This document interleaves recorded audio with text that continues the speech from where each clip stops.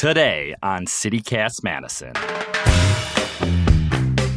Whatever the weather, WKOW Senior Chief Meteorologist Bob Lindmeier has been covering it on the Madison airwaves for more than 40 years. This trusted local weatherman has seen firsthand how Wisconsin's climate is changing, and he's ringing the alarm bell. Lindmeier says the science is clear. Climate change is real, weather is becoming increasingly extreme, and we need to act now before it's too late. It's Tuesday, May 2nd. I'm Dylan Brogan, and here's what Madison's talking about.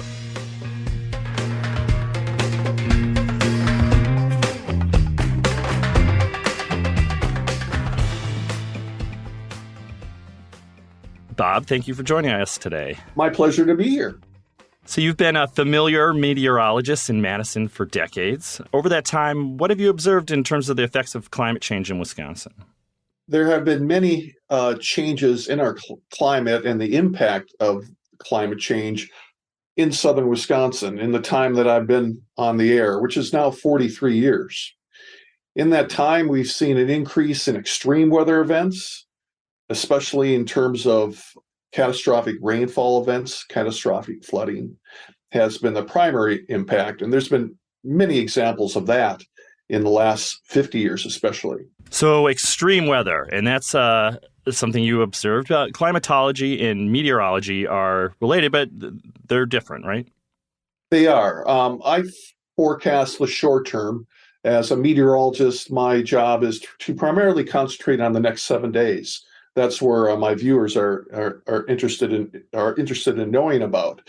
But there's a whole other area of meteorology where the climate scientists reside, and they are worried about the long term and trying to determine decades and centuries out into the future. And I've had an opportunity to keep track of their research and what are they saying, what are they thinking.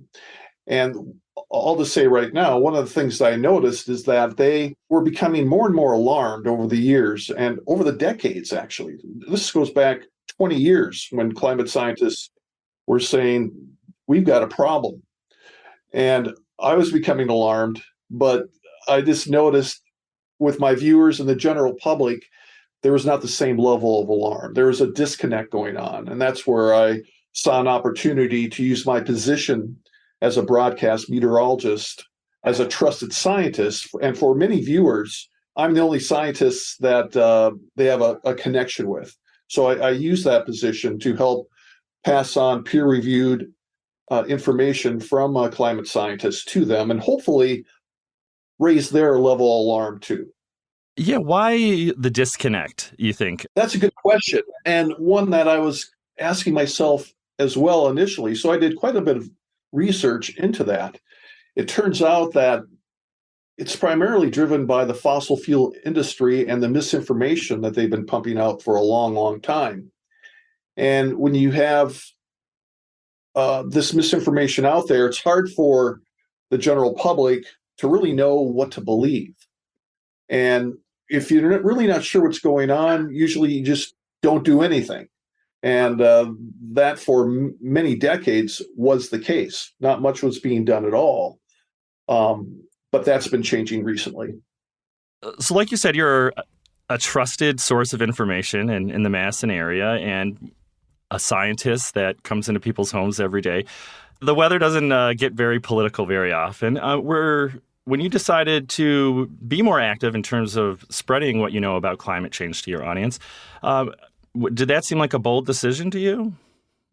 It did at the time. I was very nervous. And when I really started reaching out to the public and to my viewers on air was about 6-7 years ago now. One of the concerns is that you really have to know the subject inside and out if you're going to talk about it.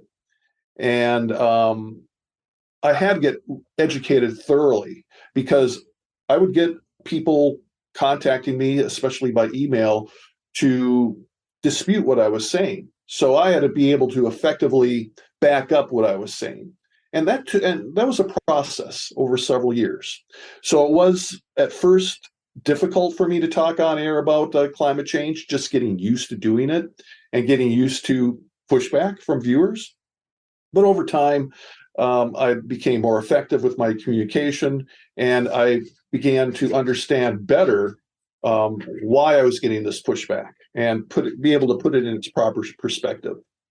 Like you said, there's misinformation out there, and you're just trying to give people the established science. So, were you able to persuade people? Was there an argument that made it less controversial in their minds for people who were pushing back? With some, yes, I was able to present an argument to give them the sources of what I was saying, that peer-reviewed research, and they were able to change their minds. But for some, no matter what I said, they weren't going to believe what I was trying to tell them. And I found out there's some research from Yale that it's called the Six Americas, and it shows what percentage of the population does not believe in climate change at all. To on the other extreme, are very alarmed by what's happening with our climate. There's 9% that are we'll call denialists, but they are very vocal 9%. So once I understood that I was getting all this pushback, but it was from a very small percentage of the population. And again, understanding that made it easier for me to just deal with it. Yeah, what were those 9% saying, and is that gotten better over the years, or? There's all kinds of misinformation, and so they would quote this misinformation as an argument to what I was saying. But it was not peer reviewed. It's again, it looks very convincing. They have scientists that are saying it, that are financed, I think, and it's been proven really by the fossil fuel industry. So they would just present a counter argument. And once I answered that question, then there would be a yeah, but, and then they'd go on to all these other things that they could cite, but were misinformation. So I found after a while, it wasn't even worth dealing with some of these people that just didn't want to hear what was really going on. They're stuck in their echo chamber, and I just don't concentrate my efforts there. There's so much of the population that is willing to hear what I have to say, and that's where I concentrate what I'm trying to do. So how do you educate people about climate change while, still telling us what the weather is going to be like the next day and the next couple of days? It's a challenge on air because I typically have about 3 minutes of time during my weathercasts. And for most situations, I need all 3 minutes to give the forecast. But when you get into quieter stretches, you're able to allocate some time. You're able to allocate anywhere from a short 15-second blurb to maybe a minute. And a lot of times I try to tie it into an extreme event that's happened that day. Then I can make the connection to our changing climate and the impact that the warming of our atmosphere has had on that particular extreme weather event. And there's an organization out there, it's a nonprofit called Climate Central. And what they do is generate all these graphics for on-air meteorologists. And they're very site specific. I can tell you for Madison, all these different climate impacts and how much it's warmed here in Madison. And the graphics there ready to use, I just pull it up. I'm able to put it on air. And that really helps me in my ability to go on air and talk about it. Because another issue that meteorologists have is just time or preparation, but I can trust them. I know it's peer reviewed, and I can put it on the air, and it's ready to go. So that's one area that I've been doing my climate change education is on air. But most of my efforts actually are in doing presentations directly to the public on giving climate change talks and visiting people and looking them in the eye and talking to them and having a discourse and a conversation. Yeah, and what seems to resonate with people when you're giving those presentations? What resonates is, number one, they didn't realize how bad it was in terms of the direction we're going and the peril that our planet faces. Most of the people that are in there, when I give a talk, are predisposed to believe that our climate is warming. It's because of we're burning fossil fuels and it's bad for us. But I'm able to clarify that a little bit more, go into it in more detail, and just show them how perilous it is. The other part of it that they take away from it is hope, because I really get into solutions that we have to our changing climate, and that they're there, the solutions are there. It's just a matter of us having the political will to enact those solutions.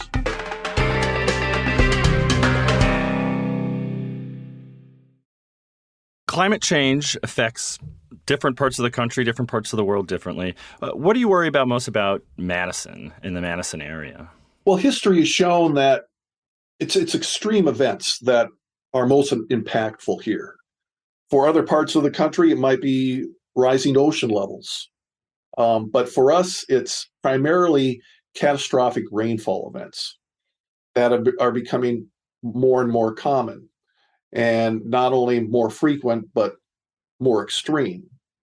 So that is the number one impact that we've seen. We haven't really seen a heat wave of extreme measure for a while now, but I think it's just a matter of that happening. As we know, the Pacific Northwest had this out of this world heat wave last year, as did the Southwest Canada. There's no reason climatically that can't happen here. And I think it's just a matter of time. But up to now, our extreme events have been primarily in the form of extreme rainfall events leading to catastrophic flooding. So you talked about solutions earlier and trying to give some hope to people in what is certainly a dire situation. So how do you think Madison can handle these impacts moving forward? What can we do? How do we prepare? Yeah, I'm so proud of Madison and Dane County and the efforts that our governments have been making in making this transition over to renewable energy. I know you've talked about it in some of your past podcasts, how Dane County is really leading the country in terms of going over completely to all renewable energy to power the buildings and a lot of their vehicles as well.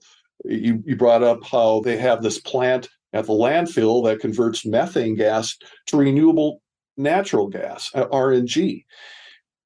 And I've talked to Joe Parisi about this quite a bit. They had no support. They just decided this is something we need to do, and they did it. They helped develop the technology, and so they're doing it. And that's just amazing. So there's a lot of encouraging work being done locally by our governments.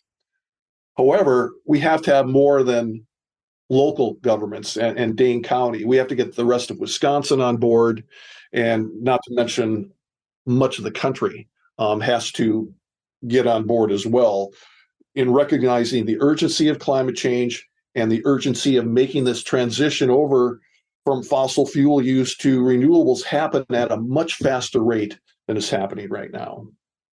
Well, I'm asking you, Bob, how do we do that? How do we make this less political and start getting with the program here? Yeah. For number one, what I tell people is there's things that you can do as an individual. One is what you eat. That animal-based foods are so much more resource intensive than plant-based foods. So the more you can eat as a vegetarian, the better off this world is going to be. In terms of just reducing your climate footprint is another thing that you can do. You can use less electricity. You can make sure your home, if you have a house, that you've invested in all the different technologies, such as a heat pump, insulation, all those things to make your house use as little electricity as possible. Also, you can just yourself have conversations with family and friends. Let them know your concerns and try to push them along like I've been doing. I've been trying to make people more alarmed, more concerned, and therefore be more willing to do something. You can do that as well as an individual, your family and friends. Who you vote for is a big thing. While locally in Dane County, it's most of the politicians in this county that they bought into it, but so much of Wisconsin has not. So voting for make sure you know their position in terms of climate change, all the way from school board level to federal level. Join an environmental organization. So there's a lot of things that you can do as an individual that can help spur things along. Well, I think that's important to hear because it can be depressing talking about this stuff, can't it? It can be. When I give my talk, it's pretty depressing. But then I say, but wait, the solutions are there. And that's the thing. As you well know, the renewables right now are significantly cheaper than fossil fuels. And that's why we see this transition happening now. We're seeing solar farms being built, wind farms being built. We're not seeing new coal plants being built, at least not here. So it's all there in place. But we have to get more of our population to embrace this change. People, I think, are naturally fearful of change. And this is a big change that we have to undergo. But if we don't, I finished my slides presentation, my PowerPoint, by showing a picture of my grandkids. I have 3 grandkids. And I say, this is why I'm doing it. Because it's up to us to keep this world livable for them. So we have to undergo these changes ourselves. Well, are you hopeful humanity can make these changes to stave off the worst of climate change? I am. I'm a natural optimist. I think it will happen, especially as some of the younger folks start to get into being able to be in power, to be able to vote. I think they're more apt to embrace what needs to be done than the older generation in general.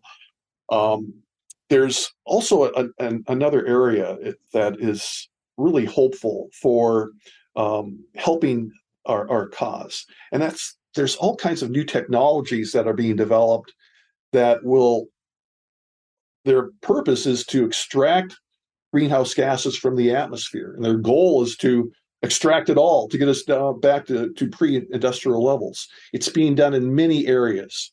And that's exciting, these technologies that are being developed. None of them are scalable and doable except for one, and that's what Dane County's doing, and that's converting methane gas from landfills into renewable natural gas. But there's many other things that are being done, carbon capture, among other things that are being developed. But more research dollars have to go into that. But I'm optimistic that some of those technologies are going to bear fruit, and they'll be able to help us in this goal of keeping us and the world as close to 1.5 degrees C increase from pre-industrial as possible. Bob Lindmeier, meteorologist from WKOW. Thank you so much for joining us. My pleasure, Dylan. I was happy to talk to you.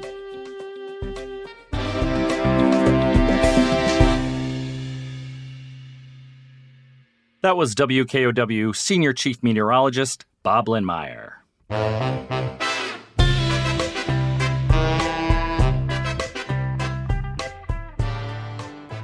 And here's what else Madison's talking about. In environmental news, legislation to remove gray wolves from the endangered species list is moving forward in the U.S. House of Representatives. Wisconsin Congressman Tom Tiffany has co-sponsored a bill called, quote, Trust the Science Act. It's already been approved by the House Natural Resources Committee. Tiffany says he wants to return wolf management, quote, back to where it belongs, in states' hands. If wolves lose federal protection, that could open the door once again to an annual wolf hunt here in Wisconsin. Speaking of wildlife, there's been a black bear on the move through West Madison and Fitchburg. The Department of Natural Resources has advised local law enforcement to do the bare minimum, leave the critter alone. That's all for today here on CityCast Madison. I'm Dylan Brogan, filling in for Bianca Martin. If you enjoyed the show, why not tell someone you trust about us? We'll be back tomorrow morning with more news from around the city. Look out for bears!